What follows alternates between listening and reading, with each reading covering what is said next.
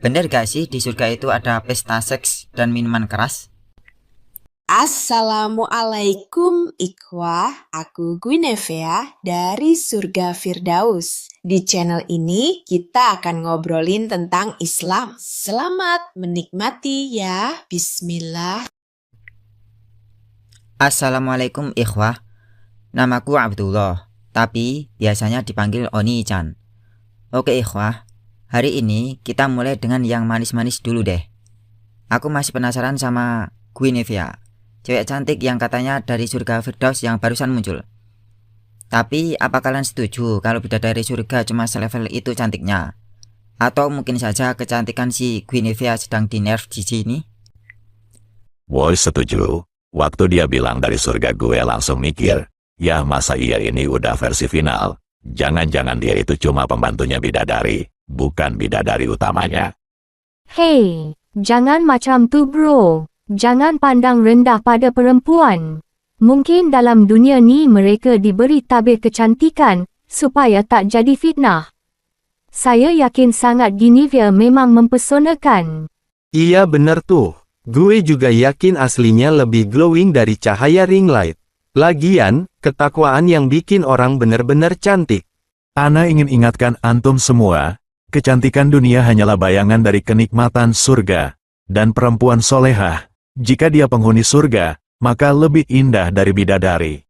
Tapi jangan lupakan satu hal, kalau di dunia aja kecantikannya udah bisa bikin hati bergetar, berarti hijab surgawinya tuh benar-benar nyata. Itu bagian dari rahmat Allah supaya kita fokus pada akhlaknya dulu, bukan wajahnya.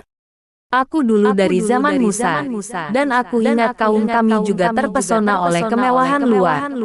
Tapi justru yang sejati itu tersembunyi, seperti Guinevere sekarang. Dan dari zamanku, setelah Isa, aku melihat banyak wanita suci yang ditutupi dari pujian dunia. Mungkin itu cara Allah menjaga mereka.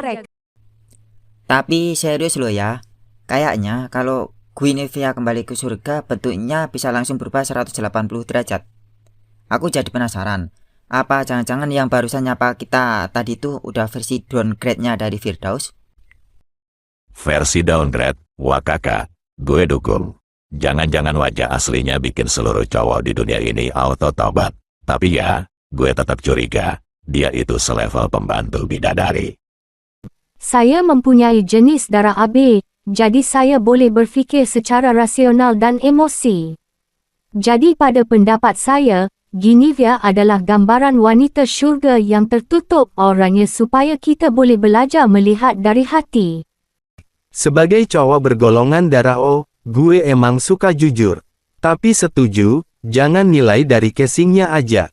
Di akhirat kelak, semua topeng dunia bakal dilepas. Ana tambahkan, Allah berfirman dalam Al-Quran, wanita-wanita surga itu suci dan menyucikan, maka tak usah heran kalau wajah Guinevere di dunia diselimuti hijab keindahan. Tapi gue tetap penasaran, coba ada sneak peek-nya gitu dari malaikat gak? Bocoran dikit aja gitu. Kalau ente dapat sneak peek, itu bukan sneak peek, itu ujian iman. Setuju. Jangan minta dibukakan tabir yang ditutup untuk kebaikan. Iya, lebih baik dijaga rasa penasaran itu, biar jadi motivasi ibadah. Hahaha, ya, tapi ya udahlah, Guinevere tetap spesial kok, apalagi dia yang jadi maskot kita. Ya, mari kita berdoa agar Guinevere benar-benar dari syurga. Seronoknya jika ada kawan dari syurga. Aminin dulu, amin. Amin ya robbal alamin. Amin dari zaman Musa. Dan amin dari zaman Isa juga. Ikhwah fillah, segmen berikutnya agak deg-degan ya. Kita bahas yang sering bikin penasaran banyak orang. Bener gak sih di surga itu ada pesta seks dan minuman keras? Yes, akhirnya, ini topik idaman semua cowok nakal yang udah taubat. Ayo bro, jangan pada sok alim ya. Pasti pernah mikir juga.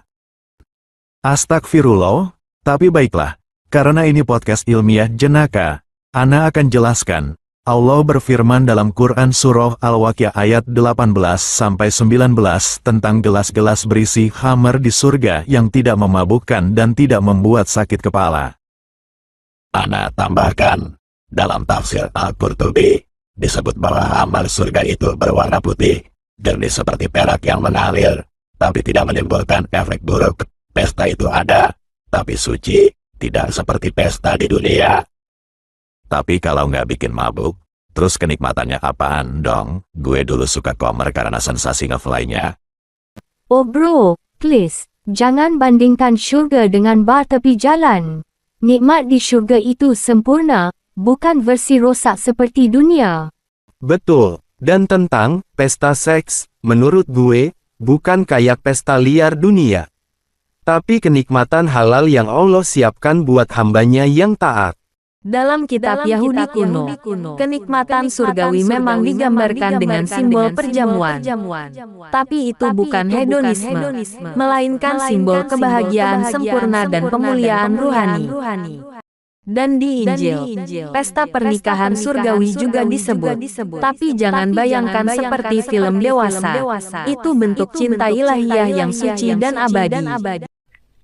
Kalau begitu, sebenarnya benar ada pesta-pestaan, tapi versi langit, halal, suci, dan menyenangkan. Ya jadi semacam VIP Lounge Eternal Happiness ya. Tapi bidadari tetap ada kan? Jelas, dalam Quran Surah Ar-Rahman, Allah menyebut hurun, bidadari bermata jeli, dijaga dalam kemah-kemah, tapi itu hanya untuk orang bertakwa. Ingat juga, kenikmatan surga sesuai kadar iman. Kalau amalanmu besar, jamuanmu juga luar biasa. Kalau cuma modal wacana, jangan harap dapat ruangan VIP. Astaga, gue langsung keinget dosa-dosa lama gue. Tapi, taubat kan bisa ngubah semuanya ya. Ya bro, taubat adalah butang set semula. Tetapi mulai sekarang kita mesti konsisten. Surga itu bukan buat yang sok suci, tapi buat yang terus berusaha jadi lebih baik. Dan yang belajar dari kesalahan. Dan yang terus berharap pada rahmat Allah. Well, obrolan makin deep. Tapi jangan dulu baper, karena kita masih punya segmen seru selanjutnya. Oke, kita masuk segmen yang paling banyak bikin orang salah paham. Pesta seks dan miras di surga. Ini kayaknya topik yang udah viral banget dan selalu bikin kontroversi. Woi ini nih, dulu waktu gue masih jadi anak nakal, kalau dengar kata surga, langsung yang kebayang bidadari, arak, ranjang emas, langsung auto semangat taubat biar dapat tiket masuk bro. Afwan, antum semua harus memahami bahwa kenikmatan surga itu bukan seperti kenikmatan dunia yang tercemar syahwat rendah. Arak di surga tidak memabukkan. Allah berfirman dalam Quran Surah Al-Waqiah ayat 19. لا يصدعون عنها ولا ينزفون. Artinya, mereka tidak pening karenanya dan tidak pula mabuk. Ana sepakat dengan Rosyid, tapi antum jangan buru-buru. Kalau kita telah tafsir Ibnu Katsir, disebutkan bahwa kenikmatan itu bersih dari mudarat, tidak membuat lalai dari zikrullah, tapi tetap nikmat. Ini penting, jangan samakan dengan dunia. Dulu saya terfikir, kenapa mesti ada pesta seks di syurga? Tetapi semakin saya faham, ia adalah satu bentuk ganjaran daripada Allah bagi orang yang menahan hawa nafsunya di dunia. Iya guys, di dunia ini kita dituntut jaga pandangan, sabar nggak ngikutin syahwat. Jadi pas di surga, dikasih semua itu sebagai hadiah halal total, bukan dosa. Dalam teks Yahudi kuno, ada juga narasi surga penuh kenikmatan, tapi sering dianggap simbolis. Islam justru mengafirmasi bahwa nikmat itu nyata dan disucikan, dan itu luar biasa. Di Injil kami dahulu, surga digambarkan penuh kebun anggur dan perjamuan. Tapi hanya Islam yang menegaskan perjamuan itu tanpa dosa. Ini revolusi spiritual yang sangat menarik. Nah itu dia, tapi gue penasaran, pesta seks itu bentuknya gimana? Maksud gue, apakah kayak di film barat, Atau ada adab surgawi khusus gitu? Astagfirullah, jangan menghayalkan dengan imajinasi kotor mas bro. Nabi Shallallahu Alaihi Wasallam bersabda, di dalam surga terdapat apa yang tidak pernah dilihat mata, tidak pernah didengar telinga, dan tidak terbetik dalam hati manusia. Hadis riwayat Bukhari dan Muslim. Tapi izinkan Ana menjelaskan dengan analogi. Di dunia, kita hanya mencicipi cinta. Di surga kita tenggelam dalam cinta itu tanpa rasa bersalah. Seks surgawi adalah manifestasi kasih sayang dan kemuliaan, bukan nafsu liar. Gue sih bayangin ya, bukan kayak pesta liar, tapi lebih kayak simfoni cinta. Gak ada maksiat, tapi rasanya lebih tinggi dari semua kenikmatan dunia digabung jadi satu. Apabila saya membayangkan syurga, saya lebih memikirkan tentang pelukan halal yang membuatkan hati saya rasa tenang. Bukan gila. Dan bisa jadi, ekspresi cinta surgawi itu jauh lebih suci dari sekadar hubungan fisik. Mungkin kita bahkan bisa saling memahami perasaan satu sama lain tanpa bicara. Atau saling menyatu jiwa dalam cahaya, lebih dalam dari sentuhan, lebih lembut dari angin. Ya Allah, barusan gue ngerasa tobat gue makin serius. Kalian bikin surga kedengaran kayak tempat yang bukan cuma enak, tapi juga tenang. Alhamdulillah kalau akhirnya Mas Bro mikir tepat serius. Kan obrolan kita bukan buat naikin syahwat, tapi buat ngasih gambaran betapa mulianya balasan dari Allah. Benar, dan satu hal lagi, kenikmatan di surga tidak menumbuhkan lalai, tapi justru mendekatkan kepada syukur. Dan memperdalam cinta kepada pencipta kita. Karena semua rasa di sana berasal darinya. Ya Allah, saya semakin merindui syurga. Amin, yuk kita kejar surga bareng-bareng. Amin. Tapi, boleh nggak nanti gue request ada party khusus yang lagunya pakai nasyid EDM? Astagfirullah Mas Bro. Tapi jujur kedengaran unik sih. Nasyid EDM surgawi woy. Gue pengen buka segmen ini dengan curhat. Dulu, gue tuh narkoba bro. Udah nyicipin semua level dosa. Dari yang receh sampai yang bisa bikin masuk bui. Tapi entah kenapa, dalam hati gue tuh selalu ada rasa pengen balik, pengen bersih, dan pengen surga. Masya Allah Mas Bro. Ini nih yang aku kagum dari kamu. Kamu bukan malaikat, tapi kamu nggak nyerah buat jadi lebih baik. Ana ingin sampaikan satu hadis qudsi.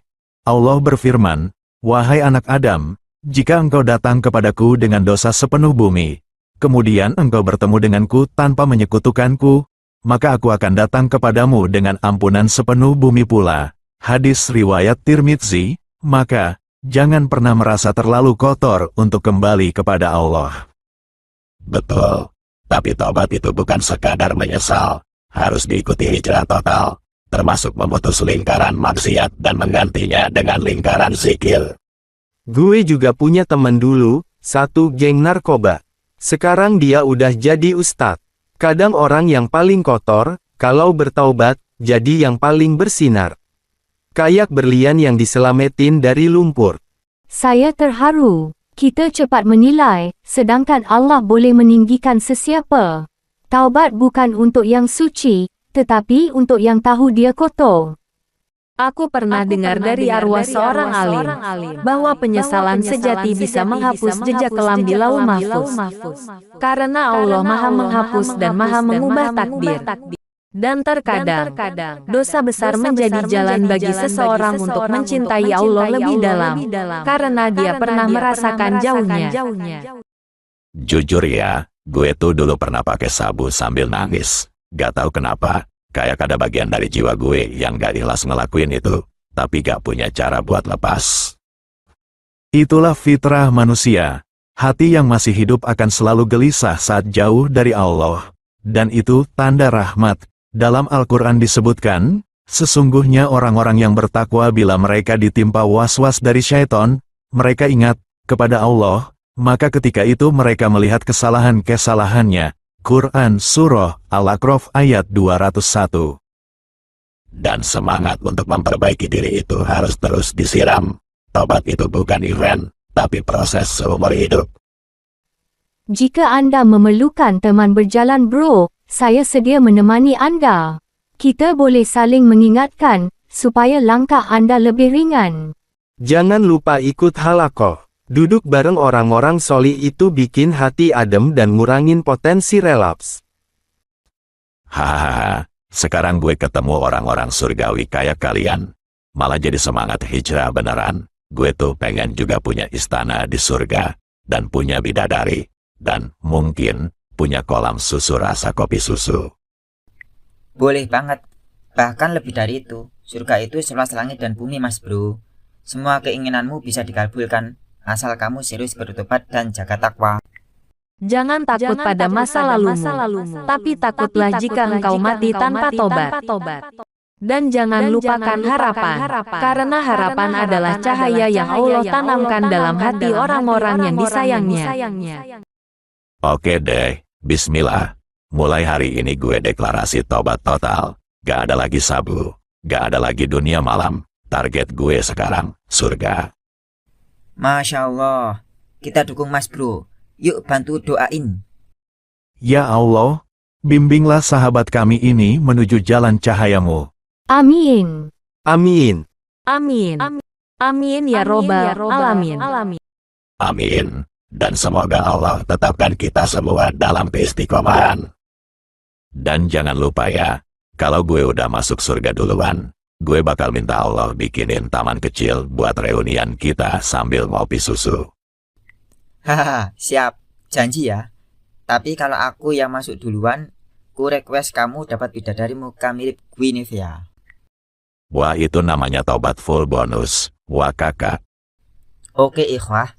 Lanjut ke pertanyaan yang agak nyeleneh. Tapi serius, apakah di surga kita boleh makan daging babi? Karena kan semua yang haram di dunia belum tentu haram di akhirat. Waduh, ini topik panas nih. Gue dulu pernah ngelawak. Katanya kalau di surga ada semua makanan, berarti ada bacon juga dong. Tapi gue langsung takut ketelan dosa lagi. Wah kakak. Ana perlu luruskan, dalam surga, segala kenikmatan disediakan tanpa unsur haram.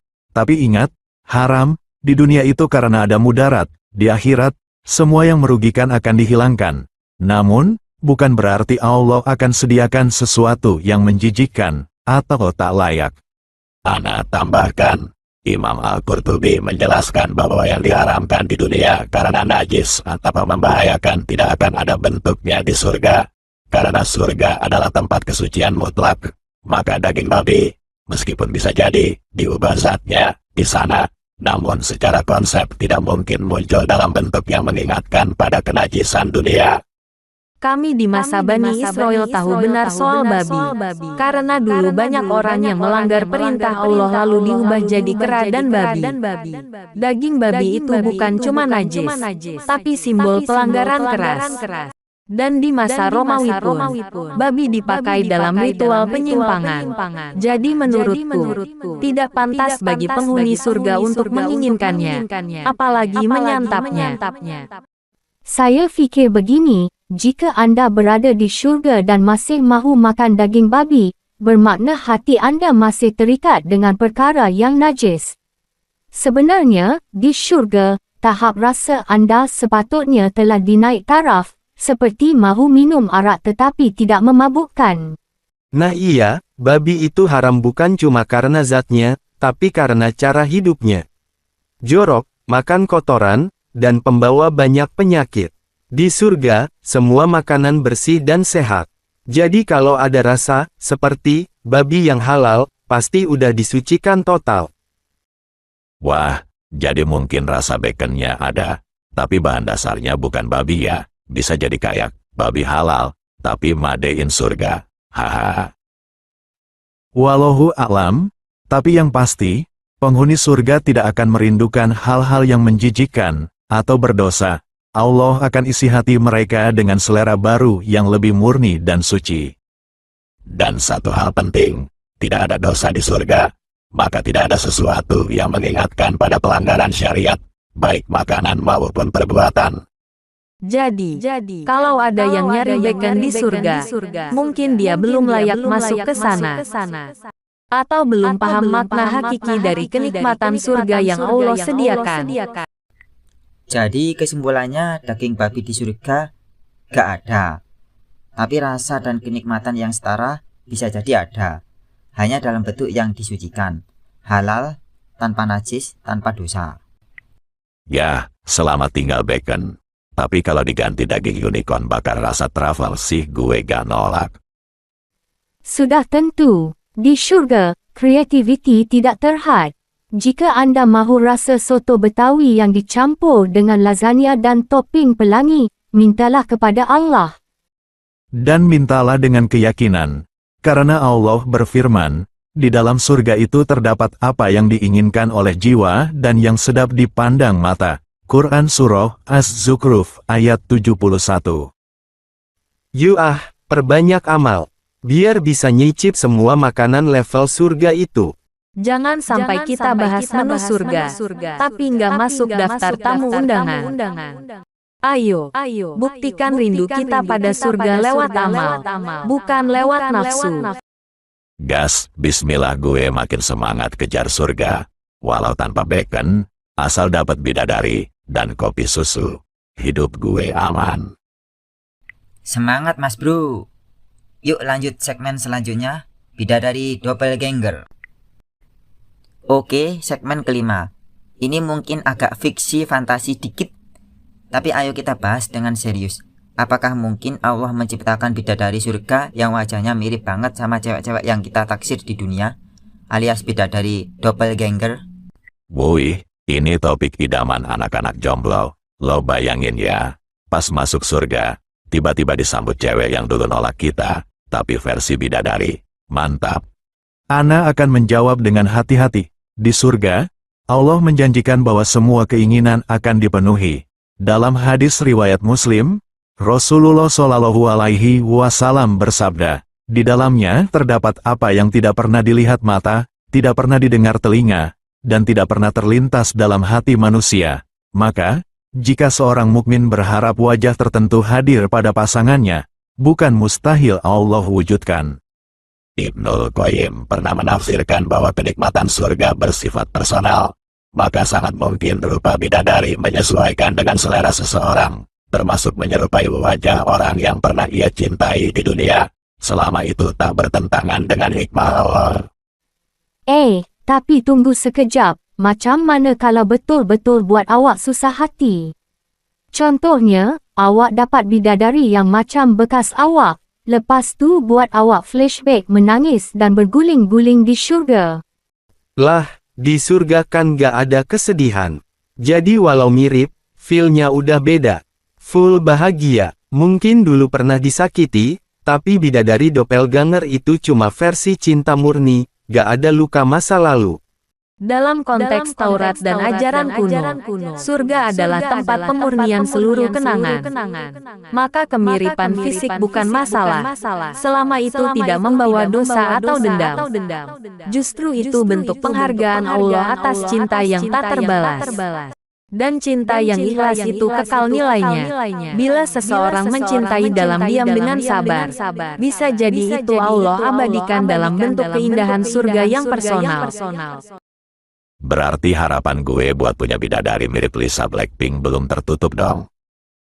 Selama engkau bertakwa dan bersabar, dan jika itu sungguh engkau harapkan sebagai kenikmatan halal di akhirat, Allah Maha Kuasa untuk menciptakan sesuatu yang lebih indah dari sekadar wajah artis dunia. Tapi jangan lupakan, bidadari surga bukan hanya soal fisik, hatinya pun suci. Kalau wajahnya mirip dengan orang yang kita cintai di dunia, tapi akhlaknya jauh lebih baik, maka itulah bentuk sempurna dari kenikmatan. Saya sangat terharu. Bayangkan ada seorang lelaki alim yang pernah menyukai seorang gadis tanpa pernah memberitahunya. Kemudian di syurga dia dikurniakan pasangan yang seiras gadis itu, tetapi versi yang suci dan cinta juga. Sangat manis. Gue sih pengennya bidadari yang mirip istri gue sekarang. Tapi versi surga yang full paket, gak capek, gak ngambek, gak minta COD tiap hari. Itu bisa, karena di surga, semua yang kalian cinta akan dipenuhi dalam bentuk terbaiknya. Bahkan bisa jadi cinta yang tak terucap di dunia akan disempurnakan di surga. Masya Allah. Jadi konsep bidadari doppelganger ini bisa aja terjadi ya. Tapi dalam versi suci lebih baik dan penuh kasih sayang. Nggak kayak dunia yang penuh penolakan dan ghosting. Alhamdulillah, gue udah siap move on dari yang dulu. Asal di surga dapat versi doppelgangernya yang sayang balik, gue ikhlas. Ana tutup segmen ini dengan doa, Ya Allah, berikanlah kami kenikmatan surga, dan satukan kami dengan pasangan terbaik yang Engkau siapkan, sebagai bentuk rahmat-Mu atas kesabaran kami di dunia. Amin. Dan semoga kita semua dilayakkan masuk surga untuk merasakan cinta yang paling murni. Amin. Dan semoga rindu-rindu yang kita pendam di dunia ini menjadi sebab berkumpul di akhirat dalam bahagia. Wah, saya menangis, tetapi gembira menangis. Yuk, lanjut segmen berikutnya. Traveling di surga. Siap? Gasken! Oke teman-teman, sekarang kita bahas segmen ke-6, yaitu traveling di surga. Kalian pernah bayangin nggak sih, seandainya di surga kita bisa jalan-jalan, keliling galaksi atau ke dimensi lain, tanpa ribet paspor, tanpa takut kehabisan ongkos? Wah kakak, ini dia topik idaman para anak mager. Lo bayangin ya, mau ke sungai susu tinggal niat doang. Langsung teleport, mau snorkeling di Laut Madu. Ayok, mau napak tilas sejarah nabi-nabi. Bisa semua. Ada dalil menarik tentang ini. Dalam tafsir Al-Quran, Allah berfirman dalam surah Qaf ayat 35. Mereka di dalamnya memperoleh apa yang mereka kehendaki. Dan pada sisi kami ada tambahan. Jadi apapun keinginan penghuni surga, termasuk menjelajah tempat-tempat menakjubkan, akan dikabulkan. Imam Ibnu Qayyim juga menjelaskan dalam Hadil Arwah ila Biladil Afra, bahwa kenikmatan surga tidak statis. Ada hal-hal baru yang selalu datang, termasuk pemandangan dan suasana yang berubah sesuai kehendak penghuninya. Saya mula berfikir, bagaimana jika saya mahu menunggang unicorn berwarna-warni mengelilingi syurga yang dipenuhi dengan aiskrim dan menyanyi bunga? Lah itu mah pasti bisa. Di dunia aja ada yang naik delman, masa di surga gak bisa naik unicorn? Tapi gue sih pengen traveling bareng istri gue. Gak usah jauh-jauh, muter di taman surga yang pohonnya madein Allah aja udah cukup. Di kitab-kitab hikmah Yahudi lama, surga digambarkan sebagai taman abadi dengan gerbang-gerbang yang menghubungkan berbagai alam. Jadi sangat mungkin kalau Allah izinkan, travelingnya bisa lintas waktu dan dimensi. Betul, dalam teks suci Nasrani pun disebut bahwa jiwa-jiwa di surga memiliki kebebasan untuk melihat seluruh karya Allah, dan itu bisa berarti menjelajah ke seluruh ciptaannya. Wih, keren banget. Jadi bisa dong misalnya ke planet yang belum pernah ditemukan manusia, atau lihat proses penciptaan alam semesta secara replay. Aku pengen ke tempat Nabi Musa membelah laut, tapi versi real time gitu. Kayak nonton dokumenter 12K langsung dari langit. Terus lanjut ke tempat Nabi Ibrahim dilempar ke api, tapi versi sinematik. Perlu dicatat, Allah bisa memperlihatkan kejadian masa lalu kepada hambanya di surga, karena waktu di akhirat tidak dibatasi sebagaimana di dunia. Bahkan, bisa jadi kita ditunjukkan rahasia-rahasia tak terjangkau akal manusia sekarang. Dan semua itu bisa dinikmati tanpa lelah, tanpa lapar, tanpa gangguan. Bahkan, Allah bisa ciptakan pesawat cahaya atau burung raksasa sebagai kendaraan, sebagaimana disebutkan dalam beberapa atsal. Saya juga ingin mengembara ke peringkat syurga lain, bertemu penduduk dengan kisah hidup yang unik. Mana tahu, mungkin kita boleh bekerjasama dalam podcast di sana. Yoi, kita buat Surga Travel Vlog. Episode pertama, ngecil di taman tertinggi bareng para syuhada. Dan mungkin kita juga bisa mengunjungi tempat tinggal para nabi dan orang-orang solih, mendengarkan kisah mereka langsung dari sumbernya. Bahkan bisa jadi, kita dapat mengunjungi tempat asal kita di dunia, melihat kembali masa lalu sebagai pelajaran dan bentuk syukur. Tapi, travelingnya ada kuota gak? Jangan-jangan di surga ada aturan kayak maksimal 3 perjalanan per hari. Nauzubillah, tentu tidak demikian. Di surga, semua batasan dunia dihapus. Tak ada kekurangan, tak ada kelelahan. Bahkan Allah berfirman, di dalamnya kamu tidak akan merasa lelah. Quran Surah Fatir, ayat 35. Masya Allah. Jadi traveling di surga itu unlimited, tanpa batas, tanpa biaya, dan full healing. Saya bersedia untuk membawa kamera syurga saya untuk mendokumentasikan segala-galanya. Tidak sabar untuk meneroka syurga bersama kalian. Gue siap jadi tour guide-nya. Destinasi pertama, Sungai Khamar Halal, sambil lihat sunset yang nggak bikin buta mata. Dan semua ini, semoga jadi motivasi kita memperbaiki diri hari ini. Karena perjalanan ke surga dimulai dari langkah-langkah kecil di dunia. Mari berdoa, ya Allah, anugerahkanlah kepada kami surgamu dan kebebasan untuk menjelajahi keindahan ciptaanmu, sebagai balasan atas iman dan amal kami. Amin. Tapi ingat ya, di surga gak boleh males-malesan kayak di dunia. Minimal kudu rajin zikir sambil piknik. Baik, sebelum kita meleleh karena excited, yuk kita lanjut ke segmen pamungkas. Kisah cinta Tolhah bin Ubaidillah kepada Aisyah radhiyallahu anha. Oke kawan-kawan, segmen pamungkas hari ini akan kita tutup dengan sesuatu yang emosional. Bukan tentang bidadari atau khamar surga, tapi tentang cinta yang tulus dan tertolak. Tepatnya kisah Tolhah bin Ubaidillah, salah satu sahabat Nabi yang konon katanya pernah jatuh cinta sama Aisyah radhiyallahu anha. Waduh, sahabat Nabi bisa bucin juga. Wow, ceritain dong, Oni-chan. Iya, ini kisah yang jarang disebut di majelis umum. Tolhah bin Ubaidillah adalah sahabat Rasulullah Shallallahu Alaihi Wasallam yang dijamin masuk surga. Tapi sebelum Aisyah menikah dengan Rasulullah, ada perasaan yang tumbuh dalam hati Tolhah terhadap Aisyah. Dalam riwayat-riwayat yang tidak terlalu sering diangkat, Tolhah disebut menyimpan perasaan itu secara diam-diam. Tapi setelah Aisyah menikah dengan Rasulullah SAW, Tolhah menjaga kehormatannya. Bahkan sampai wafatnya Nabi, ia tidak pernah menyinggung atau mendekati Aisyah. Wah, sweet sangat. Tapi sedih juga. Dia suka, tetapi memilih untuk berdiam diri dan menjaga adabnya. Wah, lelaki seperti ini semakin jarang berlaku. Respect banget sih. Gak kayak anak sekarang, baru lihat story cewek dikit langsung, PP cewek cantik boleh. Ini Tolhah, cinta dalam diam beneran. Di tradisi kami, mencintai tanpa mengganggu rumah tangga orang lain adalah bagian dari pengendalian nafsu. Cinta seperti itu justru memperhalus jiwa. Dan dari sisi ruhani, cinta yang tak tergapai namun tetap dijaga dalam batas syariat, bisa jadi sebab Allah angkat derajat seseorang. Tapi katanya setelah Rasul wafat, Tolhah sempat bilang, sekarang aku bisa menikahinya. Itu benar. Itu ucapan yang dihubungkan kepadanya dalam sebagian riwayat, tapi ada yang menafsirkan itu sebagai bentuk penyesalan atau kerinduan, bukan niat sungguhan.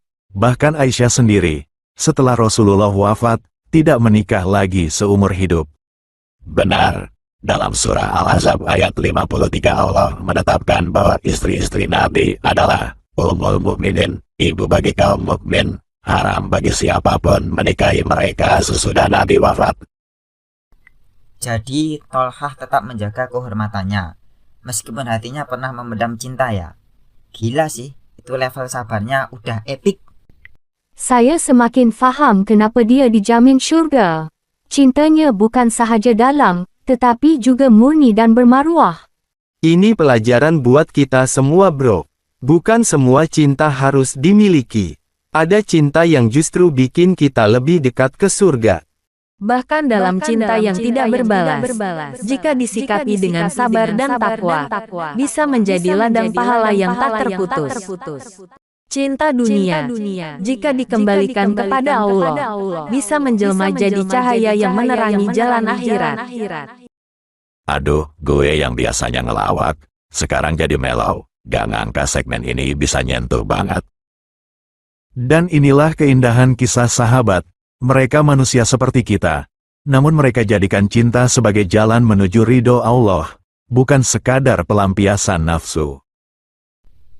Akhir kata, semoga cinta kita di dunia, baik yang terbalas maupun tidak, bisa menjadi jalan menuju cinta sejati di akhirat. Amin. Amin ya robbal alamin. Amin ya Rabbal Alamin. Amin ya robbal alamin. Amin ya robbal alamin. Amin ya robbal alamin. Bagaimana ikhwah? Silahkan like, subscribe, dan video reaksinya ya. Terima kasih banyak. Wassalamualaikum ikhwah.